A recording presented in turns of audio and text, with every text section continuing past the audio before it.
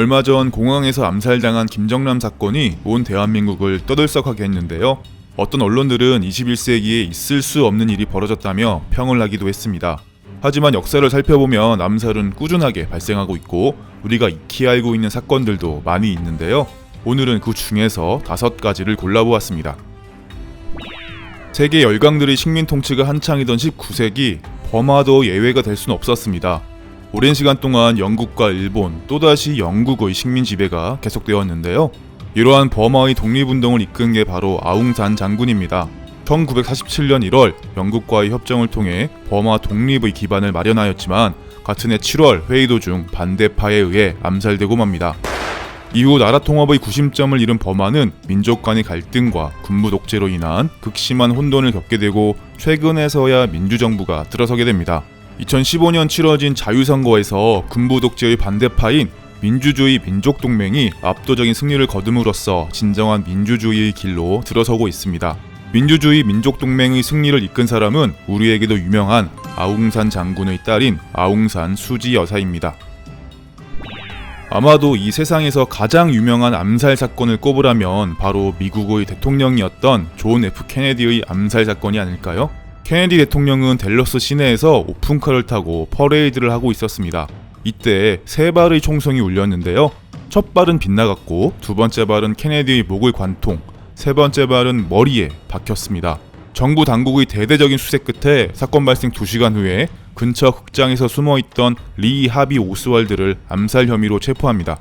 하지만 오스왈드는 범행 사실을 부인했고 자신은 희생양이라며 알 수 없는 말들을 했죠. 조사 결과 그의 직업은 교과서 보관창고 직원이었습니다. 오스왈드는 이틀 뒤 감옥으로 압송되던 중 마피아인 잭 루비에게 살해당했는데요. 잭 루비 역시 수감 도중 암이 급속도로 퍼져 2개월 만에 사망하고 말았습니다. 이렇듯 암살의 동기도 불분명하고 암살자의 죽음까지 겹쳐서 과연 그 배우가 누구인가 하는 음모론이 확산되었는데요. 아직까지도 케네디 암살의 미스테리는 풀리지 않고 있습니다. 영국의 전설적인 밴드였던 비틀즈의 멤버 존 레논 역시 암살을 당해 생을 마감했습니다. 비틀즈 해체 후 솔로 활동을 하고 있던 1980년 12월 아내인 오노요코와 스튜디오에서 집으로 돌아오던 존은 자택 앞에서 마크 체프먼이라는 정신병자가 쏜 리볼버에 맞아 사망하고 맙니다. 마크 체프먼은 존 레논의 명성을 훔쳐 내 것으로 만들고 싶었습니다 라고 진술한 것으로 알려졌는데요. 어떤 의미에선 그의 목적이 성공한 것 같죠. 마크 체프먼은 아직도 감옥에서 수감 중입니다. 2년마다 가석방 신청서를 내고 있지만 번번이 거절당하는 중이죠. 어쩌면 그는 영원히 감옥에서 있는 게 나을지도 모르겠습니다. 그가 가석방 되기를 기다리고 있는 존 레논의 팬들이 많이 있으니까요. 90년대에 LA와 뉴욕을 대표하던 래퍼 투팍과 노토리어스 B.I.G. 절친했던 이 두 사람이 비슷한 시기에 괴한의 총격에 암살당하는 기구한 운명을 맞게 됩니다. 무명이던 시절 같이 공연을 다니며 우애를 쌓던 두 사람은 각자의 데뷔 앨범을 내고 스타덤에 오르게 됩니다.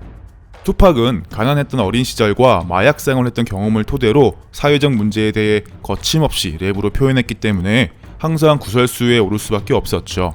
1994년 투팍은 성추행 혐의로 재판을 받게 되었는데요. 노토리어스 B.I.G를 만나러 가는 도중에 괴한에게 습격을 당하고 맙니다. 총 5발의 총탄을 맞은 투팍은 기적적으로 살아남았지만 그가 저지른 성폭력 사건으로 4년 2개월의 실형을 살게 되죠. 투팍은 감옥에서 놀라운 소리를 듣게 되는데요. 총격의 배후에 절친인 노토리어스 B.I.G가 연루되어 있다는 소문이었죠. 이때부터 둘의 우정은 급속도로 금이 가기 시작하고 서로에 대한 디스전이 시작됩니다. 1996년 마이크 타이슨의 경기를 관람 후 파티장에 가기 위해 차를 타고 가던 투팍은 신호 정지 중에 괴한의 차량이 습격해 집중 사격을 받았고 결국 사망하게 됩니다. 투팍의 죽음은 수많은 의문점을 낳았고 그 배후에 노토리어스 B.I.G가 있는 게 아닌가 하는 의심이 쌓여갔죠. 그로부터 6개월 후 2집 앨범을 내고 홍보 활동을 하던 노토리어스 B.I.G는 주위의 만류에도 불구하고 투팍의 정신적 고향인 LA를 방문합니다. 하지만 그의 홍보 활동은 비극으로 끝나고 마는데요. 차량으로 이동 중 기관총에 수십 발을 맞고 사망하게 됩니다. 대체 무엇이 90년대를 휩쓸었던 두 거물을 비극으로 몰고 갔을까요? 진실은 아무도 모릅니다. 박정희를 도와 5.16 쿠데타를 일으킨 김형욱은 국가정보원의 전신인 중앙정보부장을 맡게 되는데요. 온갖 공작 활동과 고문을 일삼던 그는 자신이 충성을 바치던 박정희에게 버림받고 미국으로 망명하게 되는데요. 박정희 정권의 치부를 드러내는 미 의회의 프레이저 청문회에 출석하여 독재 정권의 민낯을 거침없이 폭로하였고 김형욱 회고록이라는 책까지 펴내게 됩니다. 이 책에 거액의 원고료를 준다는 말을 듣고 프랑스 파리로 향한 김형욱은 1979년 10월 1일 파리에 도착한 뒤 행방불명이 되고 맙니다. 이 행방불명에 대해선 여러가지 썰이 나돌고 있지만 공통된 점은 모두 박정희 정권에 의해 암살되었다는 것이죠.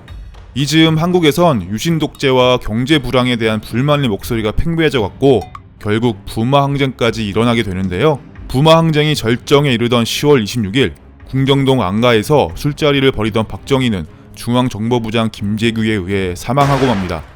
평소에도 박정희의 통치 방식에 불만을 품어왔던 김재규가 중앙정보부장이었던 김형욱의 처참한 말로를 보고 거사를 결심했던 것은 아닐까요? 역사의 아이러니가 바로 이런 것이겠죠. 암살에 대한 이야기를 찾아보니까 오늘 소개해드린 이야기 외에도 흥미로운 사건들이 다수 존재하더라고요. 언젠간 그 이야기들도 또 여러분들에게 소개해드릴게요. 재밌으셨나요? 구독하기와 좋아요 버튼도 부탁드립니다. 안녕.